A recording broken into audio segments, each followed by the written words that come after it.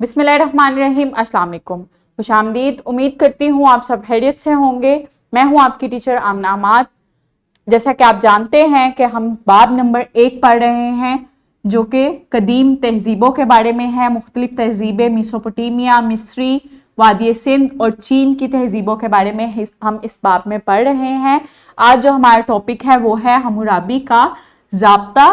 इस सबक को पढ़ने के बाद बच्चे इस काबिल हो जाएंगे कि वो हम्मुराबी का ज़ाब्ता अच्छे से बयान कर सकें।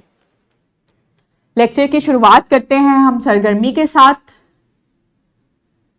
ये आपको 2 तस्वीर दिखाई गई हैं। ये जो ह्यूमन राइट्स हैं, इंसानी हकूक हैं, उनके बारे में जो मुख्तलिफ कवानीन बनाए गए हैं उसके बारे में दिखाया गया है कि जिस तरह से जदीद दौर में इंसानी हकूक को मद्देनज़र रखते हुए मुख्तलिफ असूल, मुख्तलिफ ज़वाबित बनाए जाते हैं, इसी तरह ही कदीम तहजीबों में भी मुख्तलिफ इंसानी हकूक को मद्देनज़र रखते हुए मुख्तलिफ ज़वाबित बनाए जाते थे ताकि लोगों को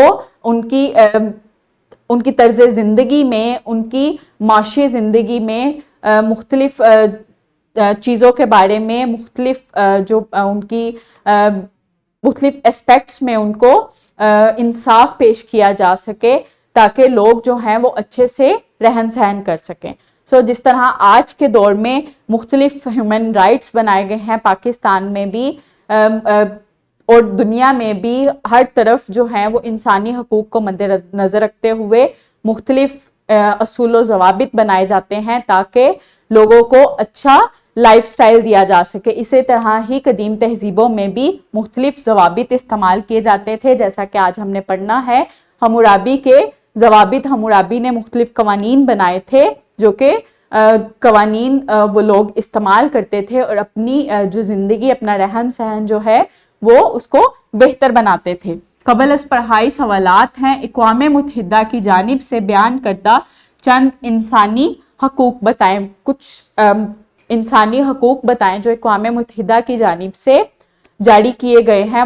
अक़वाम मुत्तहिदा ने जो कवानीन बनाए हैं इंसानी हकूक को मद्देनज़र रखते हुए, बिल्कुल हर इंसान को उसके मजहब की आज़ादी है, उसकी ज़िंदगी की आज़ादी है, जायदाद रखने की आज़ादी है, उसकी जो जान की, उसकी जो प्रोटेक्शन दी जाती है उसकी आज़ादी है। अगर कोई इन कवानीन को तोड़ता है तो उसको पनिश किया जाता है और दूसरों को नुकसान पहुंचाने से रोका जाता है। इसी तरह ही अगले सवाल की तरफ चलते हैं। आईने पाकिस्तान के तहत दिए गए हकूक बताएं। जिस तरह अक़वाम मुत्तहिदा ने इंसानी हकूक बताए हैं उसी तरह ही पाकिस्तान के आइन के मुताबिक भी कुछ इंसानी हकूक को मद्देनज़र रखते हुए कुछ कवानीन बताए गए हैं। कोई से भी कवानीन बताएं जो कि आईने पाकिस्तान ने बताए हैं। बिल्कुल जो मुख्तलिफ माइनॉरिटीज़ हैं, जो मुख्तलिफ लोग हैं, उनको अपने मजहब की आज़ादी है, जायदाद रखने की आज़ादी है। कोई भी जो एक इंसान है वो दूसरे इंसान की जायदाद को ज़ब्त नहीं कर सकता। कोई किसी को नुकसान पहुंचाता है तो उसको पनिश किया जाता है। अगर कोई किसी का कत्ल करता है तो उसको फांसी दी जाती है। तो ये मुख्तलिफ कवानीन हैं जो आईने पाकिस्तान के तहत इंसानी हकूक को मद्देनज़र रखते हुए बनाए गए हैं। अगर आपके घर या स्कूल में किसी किस्म का मसला दरपेश हो तो इसे कौन हल करता है? अगर आपके घर पे या स्कूल में कोई भी मसला पेश आता है तो उसे कौन हल करता है? बिल्कुल घर पे आपके पेरेंट्स, आपके बड़े जो भी आपके गार्डियन होते हैं वो उस मसले को हल करते हैं और आपके लिए कुछ असूल बनाते हैं आपको रहने के लिए, अच्छी तरह रहने के लिए। इसके अलावा स्कूल में अगर कोई मसला पेश आता है तो पहले आपके टीचर्स, फिर आपके प्रिंसिपल्स जो हैं वो उस मसले को हल करते हैं और आपको स्कूल में अच्छे से परफॉर्म करने के लिए, आपको अच्छे से रहने के लिए कुछ असूलों ज़वाबित आपको पेश करते हैं जिसको आपको फॉलो करना पड़ता है। कानून की ज़रूरत क्यों होती है? मुख्तलिफ जो कवानीन और असूल बनाए जाते हैं उनकी ज़रूरत क्यों होती है? बिल्कुल कानून और जो मुख्तलिफ असूल बनाए जाते हैं उनको इसलिए बनाया जाता है ताकि लोग जो हैं वो अच्छे से माशरे में रहन सहन कर सकें और कोई भी जो है वो दूसरे को नुकसान ना पहुंचा सके। अगर कोई किसी को नुकसान पहुंचाता है तो उसको इन असूल व ज़वाबित की روشنی میں اس کو سزا دی جاتی ہے۔ اسلامی نقطۂ نظر اس سبق کے ساتھ جو ہے وہ ہے، کہو کیا میں خدا کے سوا اور منصف تلاش کروں، حالانکہ اس نے تمہاری طرف واضح المطالب کتاب بھیجی ہے، اور جن لوگوں کو ہم نے کتاب تورات دی ہے وہ جانتے ہیں کہ وہ تمہارے پروردگار کی طرف سے برحق نازل ہوتی ہے، تو تم ہرگز شک کرنے والوں میں نہ ہونا۔ سورہ الانعام کی 114 آیت ہے جس کا ترجمہ یہ بتایا گیا ہے، اور اس آیت کے مطابق جو ہے وہ بتایا گیا ہے کہ اللہ کی جو کتاب، جو اللہ نے مختلف الہامی کتابیں نازل فرمائی وہ برحق ہیں، اور جو اللہ نے ہم پہ قرآن مجید نازل کیا وہ ایک ضابطۂ حیات ہے، اور اس کو فالو کر کے ہم مختلف اس سے اصول لے سکتے ہیں زندگی گزارنے کے، اور انصاف کے ساتھ اللہ نے اس میں بہت سے ایسے اصول و ضوابط بتائے ہیں جس کے ساتھ مختلف لوگ جو ہیں وہ انصاف کے ساتھ اپنی زندگی بسر کر سکتے ہیں، اور دوسروں کو اس سے نقصان بھی نہیں ہوتا۔ حمورابی جو تھا وہ بابل کے، جو میسوپوٹیمیا کا شہر تھا بابل، وہاں کا بادشاہ تھا۔ حمورابی نے مختلف قوانین بنائے تھے، مختلف قوانین جو اس نے ٹوٹل 282 قوانین بنائے تھے، اور اس قوانین کے مطابق اس کو جو قوانین بنانے کی جو ضرورت محسوس ہوئی تھی وہ اس لیے ہوئی تھی کیونکہ میسوپوٹیمیا کی تہذیب جو تھی وہ بہت بڑی تہذیب تھی، اور اس میں جو مختلف شہر آباد تھے وہاں پہ کوئی بھی ایک مشترکہ قانون نہیں تھا، لوگوں کے ساتھ انصاف نہیں ہوتا تھا، سو وہاں پہ مشترکہ قوانین کی ضرورت تھی جس کو فالو کر کے تمام جتنے بھی تہذیب کے شہر تھے وہ تمام اس تہذیب کو ان قوانین کو فالو کر کے اپنی زندگی انصاف کے ساتھ اچھے سے گزار سکتے۔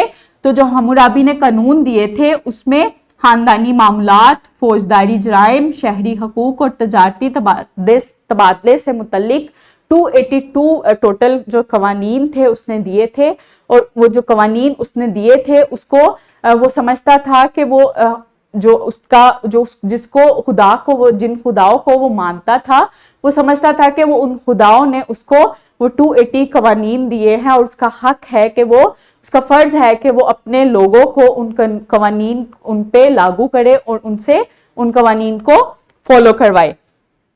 اس کے علاوہ جو عام شکل کے قوانین تھے جیسے آنکھ کے بدلے آنکھ، اور جو جدید شکل کے قوانین تھے جیسے کوئی جرم کرتا تھا تو اس کی معلومات پتہ لگانے سے، کوئی بھی جو مجرم ہوتا تھا اس کی معلومات پتہ لگاتے اگر لگ جاتی تھی اس کی معلومات پتہ، تو اس کو کڑی سے کڑی سزا ہوتی تھی۔ سو جتنے بھی عام اور خاص قوانین تھے، جدید قوانین تھے، وہ سب ان قوانین میں شامل تھے۔ اس کے علاوہ غیر متفقہ شادیوں کا جو رواج تھا وہ بھی اس قوانین کے خلاف تھا، کہ جو حمورابی کا ضابطہ تھا اس کے خلاف تھا، اور مختلف جو یہ حمورابی نے جو قوانین دیے تھے، جو اصول دیے تھے، وہ لوگوں کو ان کی ثقافتی اور مذہبی زندگی اچھے طریقے سے منصفانہ طور پہ گزارنے کے لیے اس نے یہ قوانین دیے تھے۔